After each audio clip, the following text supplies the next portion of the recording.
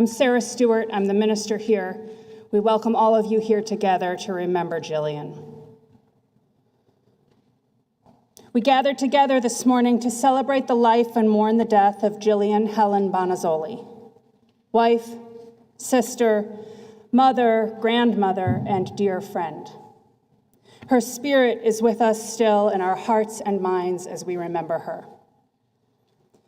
We ask that we may live in the presence of wisdom and know that we dwell in peace and freedom when we do not worry about the future or fret over the past. The present moment is our home. Therefore, we will not fear death. We move from unknown to unknown, yet we move in faith that love gives life meaning, and goodness may be the fruit of our days. May we be carried by this faith, that all we do may build up the works of compassion and the common good. Here, may we give ourselves space to laugh when we are joyful, cry when we are sad, and comfort each other in the presence of our grief. We gather together in love and companionship to mourn and remember.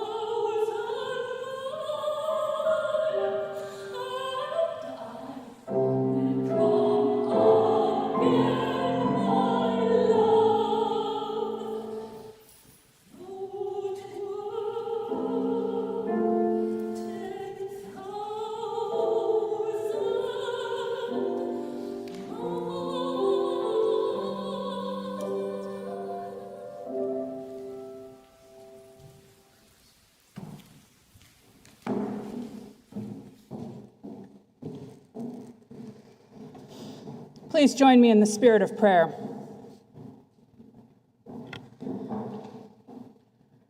Source and sustainer of life, give us a love of the good earth, Open our eyes to see all the beauty around us. Let us find joy and comfort in simple things, in the flowers of a summer garden, in the visit with a friend, in the smile on a child's face. Help our love and enjoyment of the world overcome our worry for it, even as we work for a more perfect creation. Source of justice and reconciliation, give us the strength to tend the gardens of the Spirit and bring forth fruits of peace. Let us help our loved ones, our neighbor, and a world in need. Give us strength, because a better world for all will come into being through our work. Give us kindness, that kindness may be our first response to our fellow beings. Give us hope, to look beyond our individual lives and see promise for all of humanity. Source of love, accept Gillian's spirit into union with the eternal spirit that binds the universe together. Accept her life as a gift to all who knew her. Help us in our time of mourning and give us comfort and peace. Source of succor, give us the gift of the warm sun on our backs. Help us know that even the coldest winter comes to an end, and the spring brings forth again its songs of gladness and thanksgiving. Help us live so that when we come to our end, our lives may be the fertile earth from which a new generation of justice may spring. Amen. We have a reading offered by Gillian's sister, Susie.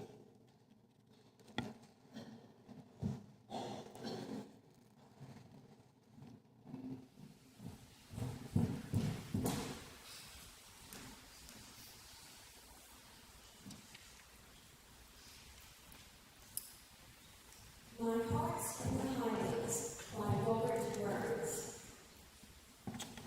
My heart's in the Highlands, my heart is not here. My heart's in the Highlands, a-chasing the deer. A-chasing the wild deer and following the road. My heart's in the Highlands, wherever I go. Farewell to the Highlands, farewell to the north, the birthplace of valor, the country of worth. Wherever I wander, wherever I rove, the hills of the Highlands, forever I love. Farewell to mountains high-covered with snow. Farewell to the strats and green valleys below. Farewell to the forests and wild hanging woods. Farewell to the torrents and loud pouring floods. My heart's in the Highlands, my heart is not here.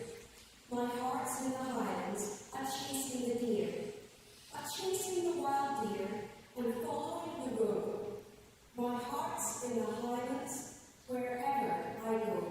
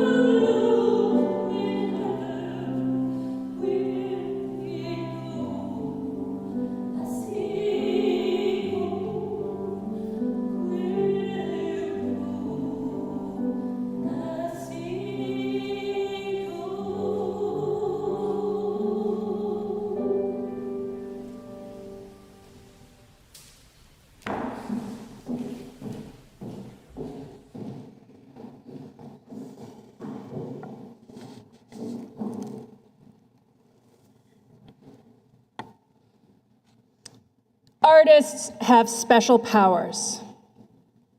They do some of the work of the divine. They create beauty in the world around them. They see patterns and connections that other people don't see. But more than that, artists see the world in a state of possibility, the world that could be, a better world, more beautiful, more filled with understanding. Gillian Bonazoli saw the potential for beauty in the world around her, saw what was there and saw what could be. And she also saw the potential for connection and possibility in all the people in her life. She peered into the future to see what could be done, and then she did it. As a family member and friend, as an artist and educator, Jill turned possibility into reality as only an artist could. Gillian Helen Rust was born on June 9th, 1960 in Aberdeen, Scotland, to parents James Rust and Muriel Hamilton Rust. She was the second child following her brother James. Susie and Malcolm completed the family. Muriel was a medical doctor as a young woman who, after marriage, devoted her time to being a mother and homemaker. James owned a granite yard in Aberdeen. Aberdeen Granite built the Houses of Parliament and the Waterloo Bridge in London. The family was happy with summer vacations to the Highland village of Braemar. At age 4, Gillian began attending a nearby day school, the Albine School for Girls. Albine was then very small and only for girls. It's coeducational now. There were fewer than 20 students in Jill's class, all wearing tartan kilts and ties to school each day and often walking home for lunch. Jill was an excellent student with an early aptitude for art. When Gillian was 17 years old, she took advantage of an opportunity to come to Massachusetts as part of a high school exchange. But when she arrived here, it turned out that program had organized one less homestay than was needed for the number of girls coming to Worcester. Gillian was the odd girl out, until Joanna Bonazoli took a liking to her on that very first day and asked her parents if Jill could stay with them. Stephen was 19 and in college at the time, but met Jill during her homestay with his family. They struck up a friendship which deepened as they became pen pals after Jill went back to Scotland. They visited back and forth from Aberdeen and Edinburgh to Worcester and Ohio, where Steve was in college. Friendship became love, and they knew they wanted to build a life together. Gillian graduated from the University of Edinburgh in 1983 with a bachelor's degree and a double master's degree in fine art and drawing and painting. She and Stephen were married in Aberdeen on June 16, 1984, and they returned to Massachusetts to build a life together here. Children soon followed. Alexandra, Victoria, Callum, and Sophia created a happy and bustling home. Jill's children remember their mother's energy and creative spirit.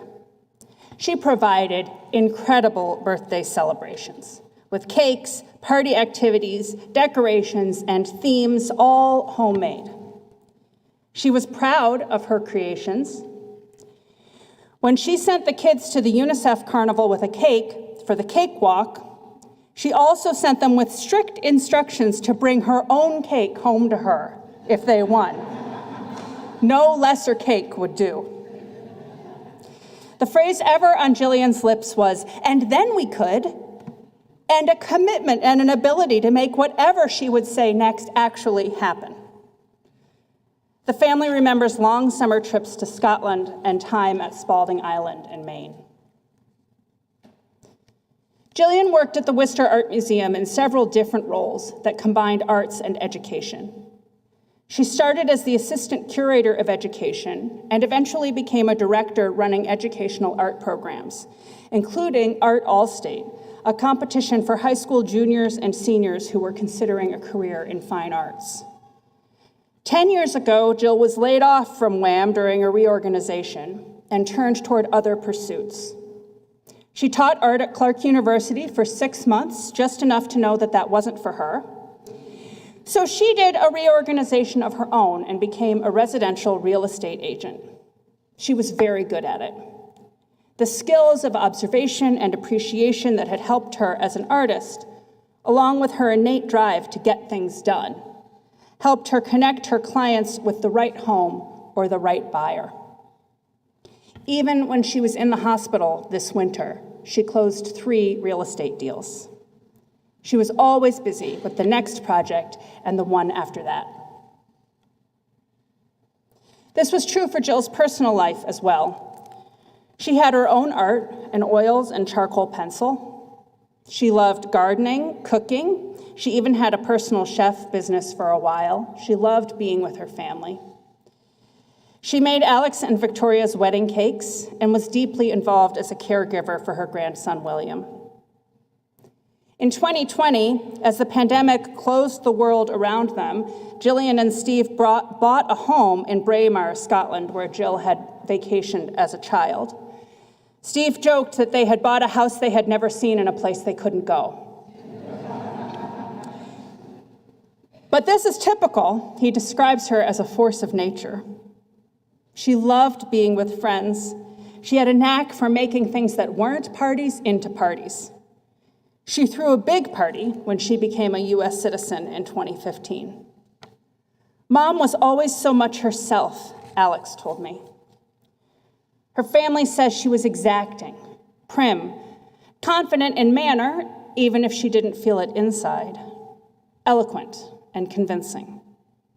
She had high standards for herself and others. She saw the possibility in the world. In 2018, Gillian was diagnosed with scleroderma and interstitial lung disease. This autoimmune disease leads to the calcification of the body's tissues. Last year, her health decline accelerated, and in February, she was diagnosed with lung cancer, a condition made more likely by the underlying illness. She came home at the end and died with her family around her on Sunday, June 30th. Her love is with you forever in the love and care you will show each other. When an artist dies, a part of them lives on in their art. Gillian left impressionistic oils, charcoal drawings, cake recipes, photos, memorabilia tucked into all the little drawers and nooks of the house. But she leaves so much more than that. She leaves evidence of her spirit in the beautiful world she created around her. She leaves the love she gave her family, friends, students, and clients. She leaves her vision of a world made more lovely and more joyful than we find it. We carry her vision with us in our hearts and minds forever. Amen. Jill's children will share some memories of their mother.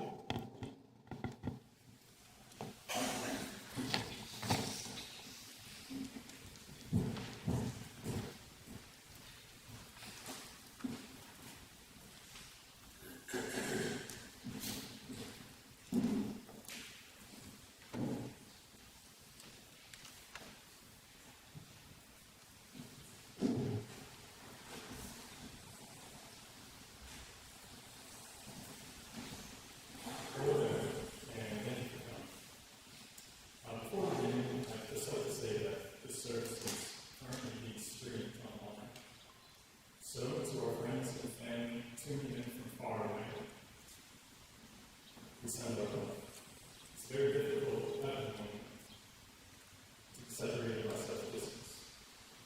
It's amazing, though, that you people can still be here in a way by watching on your screens. To my aunts and cousins overseas, and to Gillian's mom, my grandma, I say to you, hello, thank you for being here, and we love you here.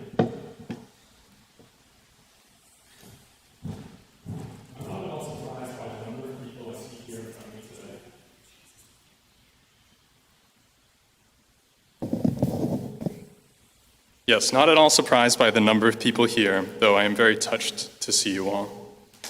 Family members the world over, friends in abundance, co-workers and colleagues.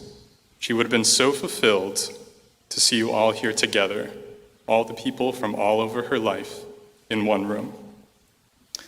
On a quick second thought, though, it's really a no-brainer that a woman like Gillian could effect such a turnout upon leaving the world. And while many of us knew her so well, and in many different capacities, I happen to be the ultimate authority on being Gillian's son. And it's with joy that I share with you a bit of what that's like. When I was very little, Mom and I had the joint mission on Wednesday afternoons of picking my sister Alex up from piano lessons up on Lincoln Street. Mom would pull into the driveway in our 1995 Chrysler Town & Country and do a 3-point turn to face back out, and there we would sit and wait for Alex to be finished with her lesson. Now, we were always on time, I'm sure, but piano lessons have a tendency to maybe just run a few minutes over, especially when the pupil is so good at piano. So often we'd have a bit of time to kill, and we would spend it playing games. We'd usually play Hangman or I Spy. Those were our favorites. Now, these games, I admit, don't inspire the most competitive performances, but that was just fine for a 5-year-old and his mother, as they gave us a chance to exercise our cunning. And there I observed that even though one never really wins I Spy, one can be crafty.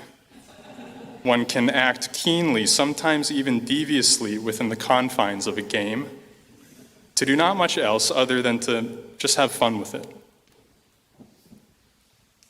Because even in those instances without win or lose, it remains important how you play. That's where you can have your fun. Now, that's not to say that winning can't be fun too. Along with a love of the game, she instilled in me the joy of besting an opponent. Occasionally, a deck of cards would make its way into the car, and we'd play Go Fish on an armrest or seat. Sometime later, Gillian taught her children Morning Madam, which is a quick reflexes, slap the pile type of game, which I've never been good at to this day. I will nod some respect to the truism that winning isn't everything. I certainly agree. But another important thing I learned was to accomplish what you set out to do. And at the card table, that meant victory. If Gillian wanted something, it would happen. An aspect of her that could be witnessed on or off the field of competition. Her determination made it so. She was a ruthless card player. Rummy was her favorite game. She would absolutely wipe the floor with us, her children, frequently with a satisfaction in her smile. In the off times one of her children pulled out a win, we'd hear from her, to our delight, a small cry of defeat that I'm convinced was only very slightly exaggerated. We played a game of rummy just 2 or so weeks ago. Me, her, and my sister Tori. It was a welcome distraction for us all. Even with this massive preoccupation looming over us, we managed to slip back into the game of cards. And, I'll have you know, some things never change. We were playing for keeps. Plenty of playful smack talk, trying to get one another's goat. It was the ideal of gaming. As we played, we reminisced how, back in the day, Mom would always fan her cards and hold them so perfectly, and as children with our clumsy grips, looking pathetic in comparison, we would ask her to take our cards, but not look, fan them out for us, and then give them back. And I would hold on to my cards in my hand, completely still for as long as possible, to maintain that perfect fan, hoping to exhibit a hint of the ability displayed by my mother. I continue to hold such aspirations.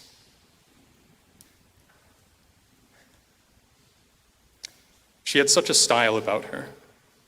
Cool competence, refined elegance, and artistic rebellion all meeting in one place in a way that just said, take notes, this is how it's done. And we did, and we still do. She's had so much to teach all of us. I can't say that every lesson I applied immediately or even effectively, but I've remembered every one of them. For these lessons in playing games, I can easily draw a parallel to everything else we do upon this earth. They call it the game of life for a reason, after all. We play to win, in a way, or at least to accomplish our goals. But we still have to focus on how the game is played. Means and ends are equally important and go hand in hand in all that we do. Let these two aspects, which were mastered by my mother, be something that everyone here continues to work towards. Thank you.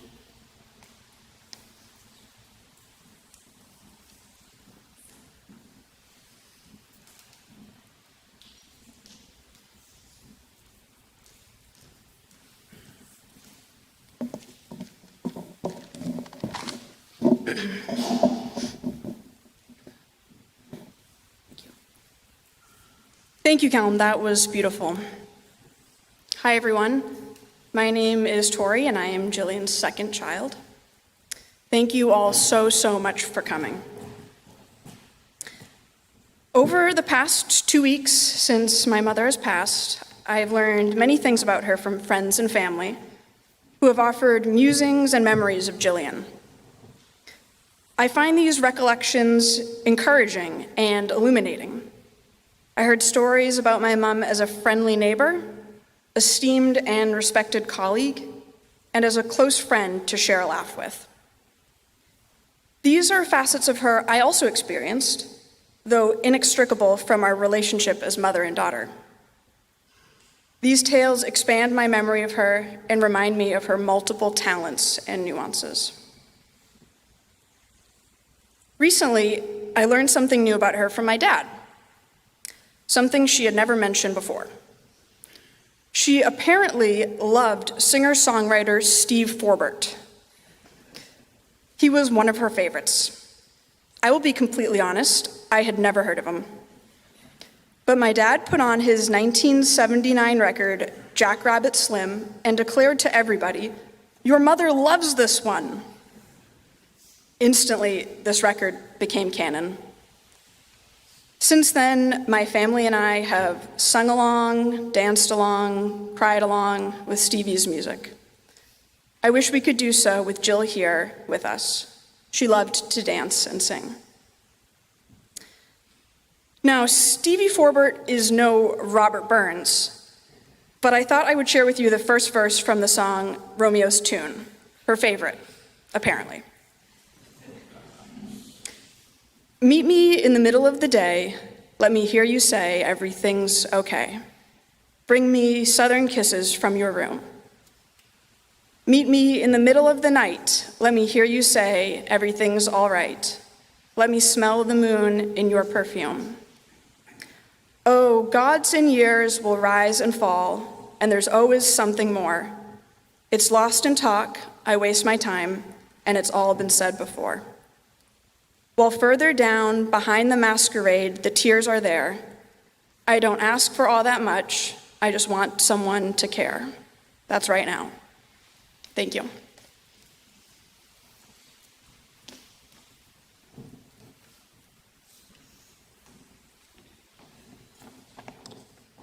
We'll all have an opportunity to continue to share our memories of Jill during a reception. The family invites you to join them in our parlor. You can get there through either of these doors. This door on my left is the accessible entrance. And of course, many of you will want to greet the family, but if you would like to get out of the hot sanctuary and into the cooler parlor, and then make your way back around to do that, I encourage you to use both doors to get through there.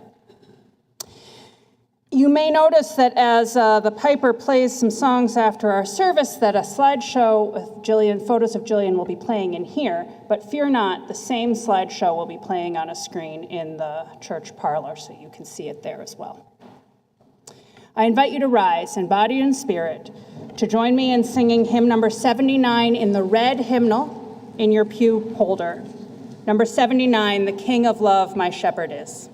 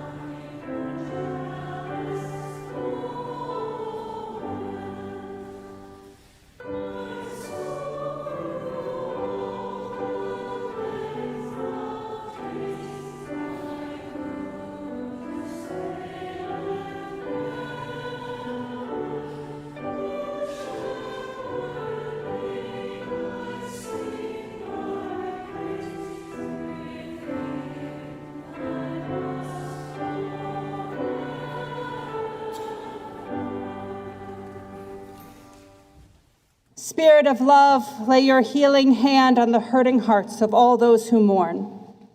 Be a constant and comforting presence to us and all who love Jill. Now we walk in the valley of the shadow of death. Bring us comfort and the peace that passes all understanding.